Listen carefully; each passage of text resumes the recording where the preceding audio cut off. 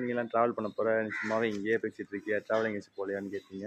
கேட்டுட்டு இருந்தாங்க. ஸோ வந்து கிளம்பியாச்சுங்க. ரொம்ப எக்ஸைட்டிங்காக இருக்குது. இன்னொன்று விஷயம் ரொம்ப ரொம்ப முக்கியமான விஷயம் என்ன சொல்ல மறந்துட்டேன்னா, நான் வேலை பார்த்த கடை தாங்க கார் வாஷ்.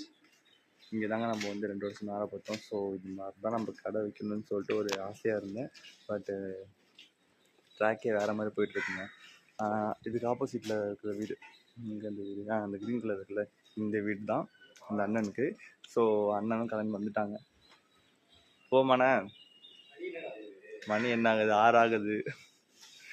சரி, நம்ம அப்பாச்சி 4 வீலர் தாங்க போகிறோம். அப்பாச்சி 4 வீலர் வந்து நெத்திய டயர்லாம் மாற்றி வச்சு, ஆனால் நான் இந்த ரைடுக்காகலாம் மாற்றல. நான் சரி வண்டி கண்டிஷன் நல்லா இல்லையேன்னு சொல்லிட்டு நான் மாற்றினேன். அதுவும் தம்பி தான் காசு கொடுத்தான், எல்லாமே நான் பண்ணி முடிச்சிட்டேன்.